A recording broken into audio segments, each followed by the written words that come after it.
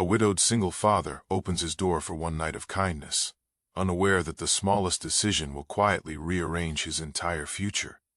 Daniel Harper had learned how to keep his life narrow. Narrow schedules, narrow emotions, narrow expectations. Since his wife died 3 years earlier, survival had replaced imagination. His days were measured in school drop-offs, grocery lists, overdue laundry, and making sure 3 identical 7-year-old girls felt safe enough to sleep without the light on. He worked, he cooked, he listened, and when the house finally fell quiet at night, he sat alone at the kitchen table, reminding himself that stability mattered more than comfort. Love, in his mind, was something that belonged to a past version of himself. His triplets, Claire, Madison, and Nora, understood more than he realized. Children who grow up with loss learn to read rooms instead of words. They noticed how their father's laughter had softened, how silence followed him from room to room, how he lingered a second too long at family photos before turning them face down. They never confronted him directly. They carried his loneliness the way children often do, gently and quietly, believing it was part of loving him. The knock came after midnight, sharp and hesitant, cutting through a house that rarely heard visitors after dark. Daniel froze in the hallway, every instinct tightening at once. His first thought was safety. His second was the girls asleep upstairs. He checked the lock twice before opening the door, just enough to see a woman standing under the porch light, shoulders hunched, eyes tired, holding a small overnight bag as if it were heavier than it looked. There was no drama in her presence, no urgency beyond exhaustion. She didn't ask for much, only explained that she had nowhere safe to go until morning. Daniel felt the familiar conflict rise inside him. Boundaries had kept his family intact. Trust had become a luxury he no longer afforded strangers. But kindness was harder to silence. He saw no entitlement in her posture, no manipulation in her voice, only the quiet dignity of someone asking for temporary shelter without expecting it. He set rules immediately, clear and firm. One night only. The guest room, no explanations required. Morning departure without complications. It was a decision framed as control, not generosity, and he told himself that distinction mattered. Upstairs, 3 small figures listened from behind bedroom doors. The girls did not sneak down or interrupt. They sensed the seriousness in their father's voice and stayed where they were, watching through the careful lens of children who understood when not to speak. They heard the guest room door close. They heard the house settle again. They whispered questions to each other without answers, forming impressions instead of conclusions. The night passed quietly. Daniel barely slept, alert to every sound, every shift of the house. He wondered when he had become someone who weighed compassion against risk so carefully. In the early morning hours, he found himself sitting at the kitchen table again, realizing that the presence of another adult in the house had stirred something unfamiliar. Not hope, exactly, but awareness. The awareness that his life had become so controlled that even brief disruption felt significant. By morning, the woman was ready to leave without prompting. She thanked him without lingering, without asking questions or offering promises. Her gratitude was simple, her departure unceremonious. Daniel watched from the doorway as she stepped into the daylight and walked away, convinced that the chapter had closed exactly as intended. He locked the door, exhaled, and returned to the routines that defined him. At breakfast, the girls were quieter than usual. They ate their cereal slowly, exchanging looks that carried meaning without language. Daniel noticed but did not ask. He assumed the night had unsettled them and resolved to restore normalcy quickly. Stability, after all, was his responsibility. What he did not realize was that while he had categorized the night as an isolated incident, his daughters had filed it somewhere else entirely. They did not see a stranger who stayed one night. They saw a moment where kindness entered their home without conditions, and they understood instinctively that moments like that did not arrive by accident. The father believes the moment is over, but the children believe it just began. While adults close doors to protect themselves, children open them to protect the truth. The morning after felt different, even though nothing visible had changed. Sunlight moved through the kitchen windows the same way it always did, and Daniel followed his routine with the precision of someone who believed structure could prevent emotion from slipping through the cracks. Breakfast was served on time, backpacks were lined by the door, and conversation stayed light and practical. To him, the night before had been resolved properly. A problem had arrived, been handled with caution, and left without consequence. That was how life worked when you were careful enough. But children notice what adults explain away. Claire watched her father more than her cereal, noticing the way his shoulders remained tense long after the house had returned to normal. Madison noticed how he lingered near the guest room door for half a second before closing it, as if checking for something he claimed not to care about. Nora noticed the quiet that followed him, heavier than usual, like the echo of a conversation he hadn't finished. None of them mentioned the woman directly. They had learned that naming something too early could make it disappear. Their curiosity wasn't loud or reckless. It came in the form of questions asked later than necessary and glances exchanged when their father turned his back. They processed the night the way only children could, not through rules or fear, but through feeling. They remembered how the woman's voice had softened when Daniel spoke kindly, how he had offered help without demanding a story, how he had stayed respectful without becoming distant. To them, that combination mattered more than where she came from or where she went next. Daniel dismissed the entire situation as irrelevant when one of the girls casually asked if the guest room needed fresh sheets. He told them it was just a stranger passing through, nothing worth thinking about. His tone was firm but not angry, the voice of a man closing a door he believed had no reason to stay open. He did not notice how the girls accepted his answer without argument, storing it away rather than challenging it. They understood that some truths needed time. Later that day, while walking home from school, the girls talked quietly among themselves. They didn't speak about romance or imagine stories that weren't there.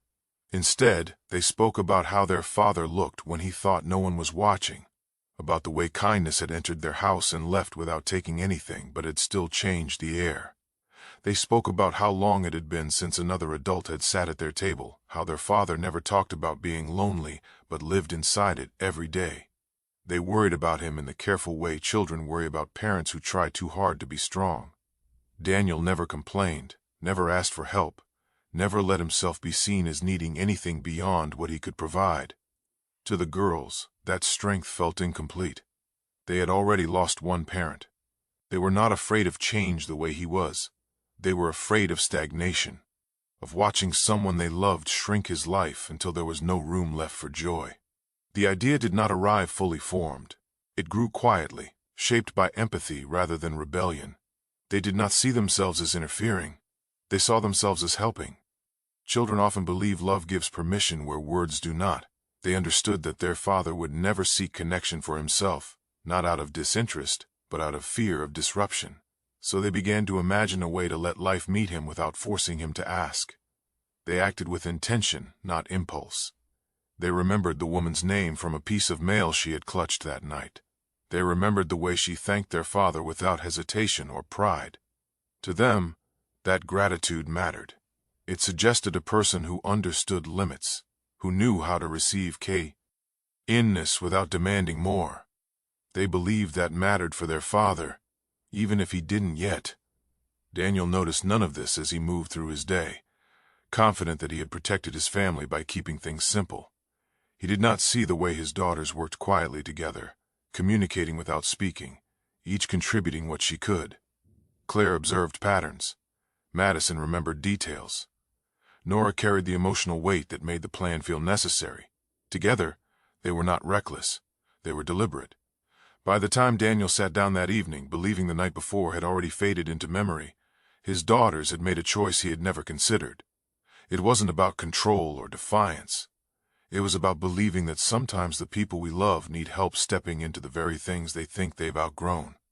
The children arranged something their father never agreed to. He walks into a blind date thinking it's a setup, never realizing he's already met the woman before. Daniel agreed to the date the same way he agreed to most things that mattered lately, not because he wanted to, but because his daughters did. He told himself it was harmless, that one coffee could not undo years of careful restraint or reopen grief he had learned to keep folded neatly away. Loyalty to his late wife was not something he questioned. It lived in him like muscle memory. The idea of sitting across from someone new felt less like betrayal and more like standing on unstable ground he had promised himself never to test again. The girls handled everything with a confidence that unsettled him. They chose the place. A quiet neighborhood cafe with mismatched chairs and windows that let the afternoon light soften sharp edges.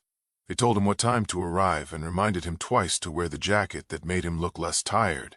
Daniel noticed they did not say who he was meeting.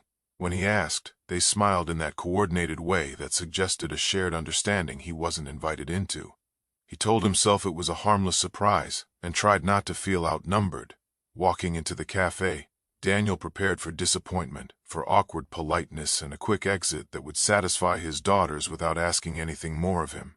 He scanned the room with practiced detachment, looking for someone who seemed equally uncertain, someone checking a phone too often or glancing toward the door with visible nerves.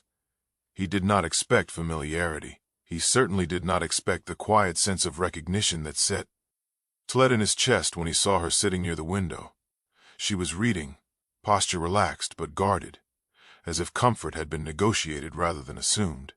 Daniel felt an unexpected hesitation, the kind that comes when instinct speaks before memory catches up. He dismissed it quickly. Familiarity was a trick of the mind, he told himself, a projection born from reluctance. Still, when she looked up and met his eyes, there was a pause between them that neither could explain. They exchanged names, sat across from each other, and allowed conversation to begin where all careful conversations do, with neutral details and polite curiosity. The tension was subtle, not uncomfortable but charged with something unspoken. Daniel noticed how easily he listened, how her words settled without effort. She noticed how his attention did not drift, how his responses were measured but sincere. Neither mentioned children or loss. Neither reached for the past. It was as if both were circling something they could sense but not yet see. Confusion threaded itself through moments of ease. Daniel felt himself relax, then stiffen, unsure why comfort arrived so quickly. She felt drawn to his steadiness, unsettled by how familiar it felt, like returning to a place she had never been but somehow remembered. They spoke about work, about routines, about the strange ways life rearranges itself when plans fail. There was laughter, restrained but genuine, and silence that did not rush to be filled. Across the cafe, 3 children watched without pretending not to. Claire observed body language, the way shoulders leaned in and hands remained open. Madison counted smiles, noting when they arrived and what caused them. Nora watched faces, measuring emotion the way some children measure time. They said nothing, understanding that interference would break the fragile balance forming between the 2 adults. This was not a moment for questions or encouragement. It was a moment for patience. Daniel caught a glimpse of his daughters reflected in the window and felt a complicated mix of gratitude and unease. He wondered when they had become so certain of things he still questioned. The woman noticed his gaze shift and followed it, recognition flickering across her face as she saw the girls watching quietly. Something clicked then, not fully, but enough to stir memory. The late-night knocks surfaced at the edge of her thoughts, the house that had offered safety without conditions. The conversation slowed, deepened. They spoke about kindness without naming it, about how some people stay and others leave. There was a shared understanding that loneliness did not always announce itself loudly, that sometimes it lived behind responsibility and routine. Daniel felt a warmth he hadn't expected, a sense of being chosen not for what he could provide, but for who he was in quiet moments. She felt seen without being examined, welcomed without being claimed. As they stood to leave, confusion lingered alongside comfort. The familiarity grew sharper, recognition hovering just out of reach. Neither said it aloud, unsure whether naming it would clarify or complicate what had begun to feel meaningful. The children rose too, ready but restrained, waiting for the moment that would confirm what they already believed. Recognition begins, but neither understands what it means yet. They don't question fate yet, but they feel it. Daniel did not try to understand why the presence of this woman felt calming instead of intrusive. He only noticed that his shoulders no longer held the quiet tension they usually carried, that his thoughts stopped rehearsing exits. Across from him, she mirrored the same ease without realizing it, matching his pauses, his careful tone, his restraint. There was no flirtation, no performance, only a shared rhythm that suggested recognition without memory. It felt safer to sit inside that familiarity than to interrogate it. For two people shaped by loss and endurance, explanation felt like a risk neither was ready to take. Their values surfaced gently, without intention. Daniel spoke about consistency, about how children notice what adults assume goes unseen. She nodded, not in agreement but in understanding, adding that reliability was its own form of kindness. Neither framed these beliefs as lessons learned through pain, yet both carried the weight of experience behind every word. They spoke about choosing to stay when leaving would be easier, about showing up even when recognition never comes. It wasn't romance guiding the conversation, but alignment, the quiet recognition of shared ground that required no justification. Without realizing it, Daniel's emotional defenses shifted. The internal rules he lived by, distance, control, containment, loosened slightly. He did not feel exposed. He felt accepted in a way that did not demand anything further. He noticed himself listening without guarding, responding without filtering every word for risk. The woman sensed the change too, though she couldn't name it. She felt less like a guest in his presence, and more like someone permitted to exist without explanation. The comfort unsettled her, but she allowed it, trusting the stillness it brought. Her past remained carefully folded, hinted at only through the way she avoided certain details, the pauses that lingered a second too long. Daniel did not press. He understood restraint as a form of respect. When she spoke of rebuilding, of learning how to accept help without surrendering dignity, he heard his own life reflected back in unfamiliar language. She noticed his instinct to protect, not just his children but the fragile balance of his life, and recognized it as something earned, not imposed. From a distance, the triplets watched their father with quiet precision. They noticed the change in his posture, the way his voice softened without losing strength. Claire observed that he laughed without checking himself. Madison saw the absence of urgency, the stillness that replaced his usual vigilance. Nora sensed the emotional shift most clearly, recognizing the difference between tolerance and presence. They did not intervene, understanding instinctively that this moment belonged to patience, not orchestration. Their role was not to guide, but to witness. Suspicion faded without ceremony. Neither adult questioned the coincidence that had brought them together, choosing comfort over curiosity. The evening closed without promises, without plans, only the mutual understanding that something steady had begun. Daniel walked away feeling lighter, not hopeful in a way that demanded outcome, but grounded in a way that allowed possibility. She left with the same quiet certainty, unaware that her presence had already altered the architecture of his guarded world. Familiarity had done what explanation could not. A truth surfaces that reframes the entire connection. They realized the night at the door was never random. The realization did not arrive all at once. It surfaced in fragments, in small recognitions that refused to stay buried. Daniel noticed it first in the way her eyes shifted when she passed his front steps again, the way her attention lingered on the doorframe, as if it held memory rather than wood. She felt it in the quiet familiarity of the street, the alignment between a night she had survived and a morning she had not expected to revisit. Neither spoke the truth immediately. They allowed it to breathe, to reveal itself gently, because sudden clarity would have been too disruptive to what was still fragile. When the recognition finally settled, it did so without drama. Daniel understood that the woman standing before him was not a stranger woven into his present by coincidence, but someone already threaded into his past. The kindness he had offered in exhaustion, the choice he had framed as temporary and contained, had extended further than he ever allowed himself to consider. For the first time, he confronted the full weight of that decision, not as an act of generosity, but as a turning point. It unsettled him to realize how little control he truly had over the impact of his actions. For her, the moment carried a different gravity. That night had not only been about shelter or safety, it had been about being seen without conditions, about receiving help without obligation or judgment. She had walked away believing the encounter was a rare exception in a world that rarely paused for people like her. Standing there again, she recognized that the kindness had not ended at the door. It had lingered, shaping both their lives in quiet ways. What she had taken as survival had been, for him, an unintentional invitation to something deeper. Daniel recalibrated emotionally, forced to acknowledge that his boundaries, once rigid, had softened without his consent. He had believed himself immune to entanglement, committed only to stability and protection. Yet the past had returned, not to disrupt him, but to challenge the narrowness of the life he had accepted.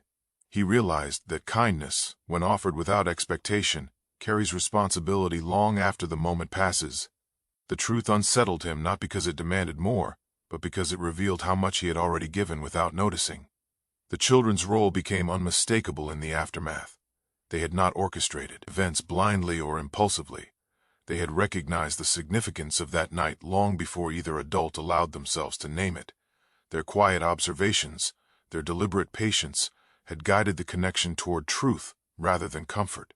They were not manipulating outcomes, they were protecting honesty. In their understanding, love was not something forced into being, but something uncovered when adults stopped hiding from their own needs. Emotional honesty followed, not in dramatic confessions, but in steady acknowledgement. Daniel accepted that his loneliness had been visible all along, especially to those he thought he was shielding from it. She acknowledged that what she felt was not dependence, but recognition, the rare comfort of being chosen without negotiation. Trust deepened because neither attempted to minimize the past or rush the present.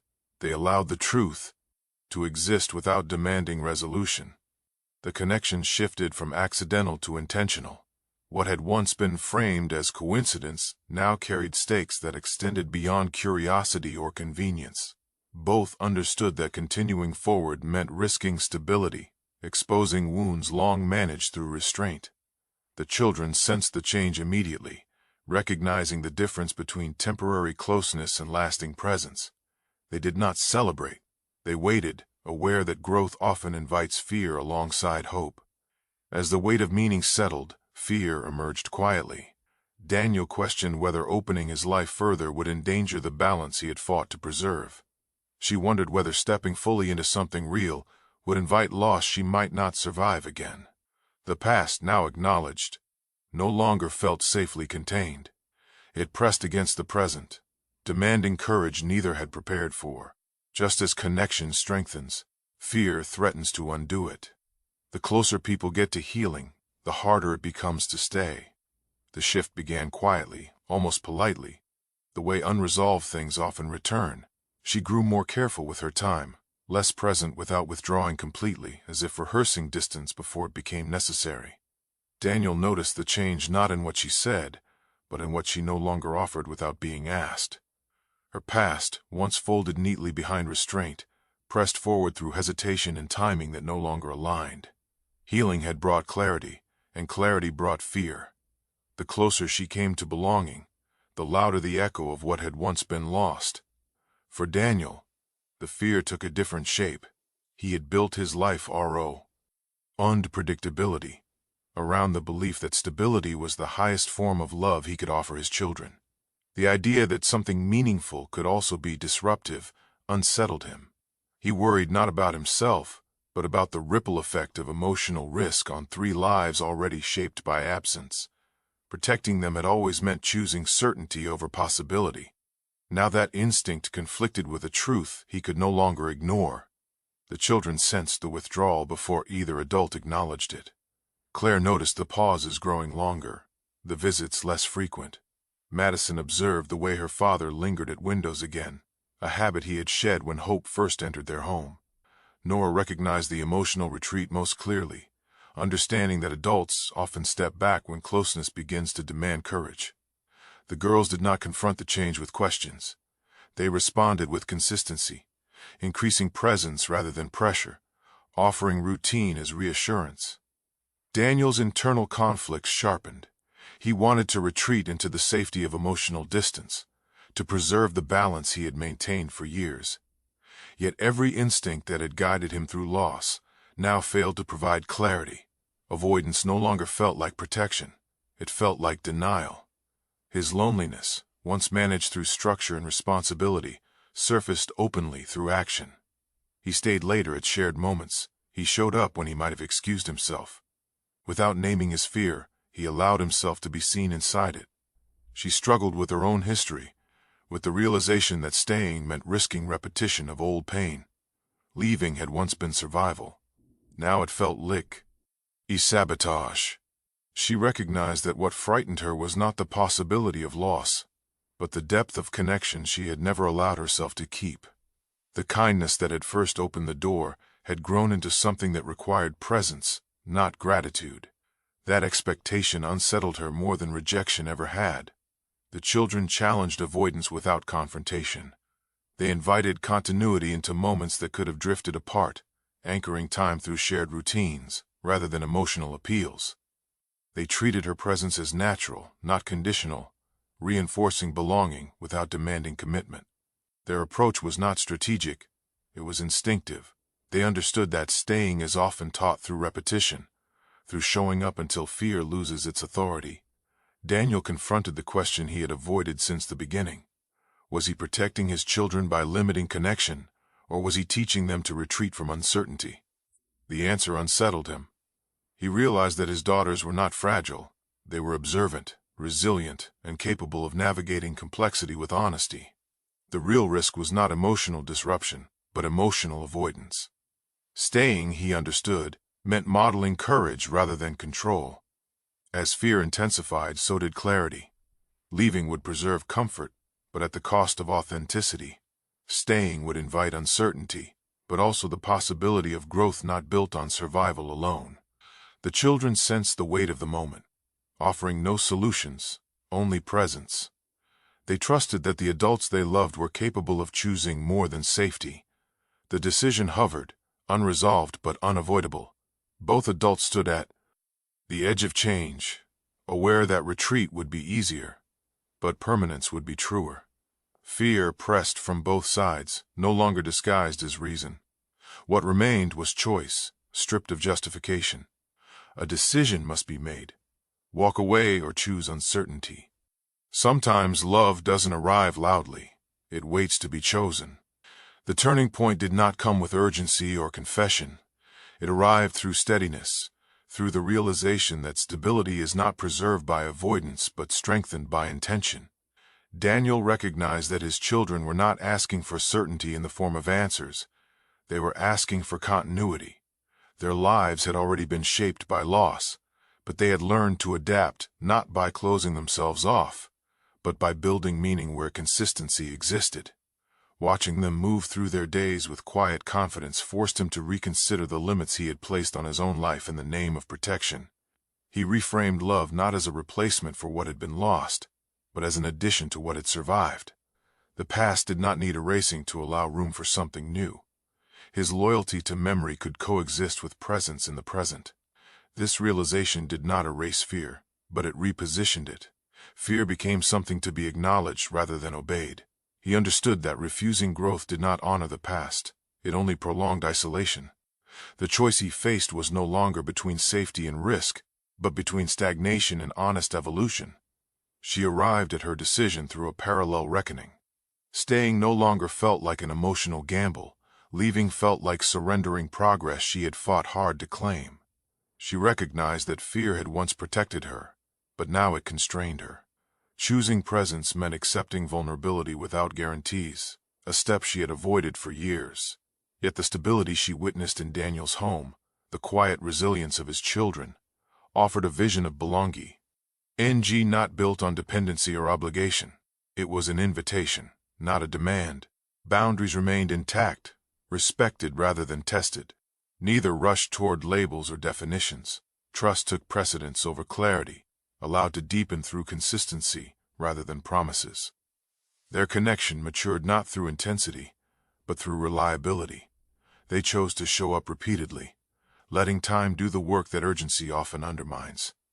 The absence of pressure created space for authenticity, for growth rooted in mutual respect rather than emotional urgency. The children were acknowledged not as catalysts, but as anchors. Their emotional intelligence had guided the adults toward honesty without forcing outcomes. They modeled presence effortlessly, demonstrating that family is shaped through action rather than declaration. Daniel recognized that his daughters were not fragile participants in his life. They were resilient contributors, capable of understanding complexity without fear. Their stability did not require isolation. It thrived within openness and trust. A family structure began forming quietly, without labels or announcements. Shared routines replaced tentative planning. Familiarity grew through repetition, not assumption. The home adapted naturally, expanding emotionally without disruption. What emerged was not a traditional shape, but a functional one, grounded in choice rather than circumstance. Belonging became an act of participation, not entitlement. Time passed without resolution, yet nothing felt unresolved. The absence of definition did not diminish commitment, it protected it. Daniel learned that choosing uncertainty did not mean abandoning responsibility.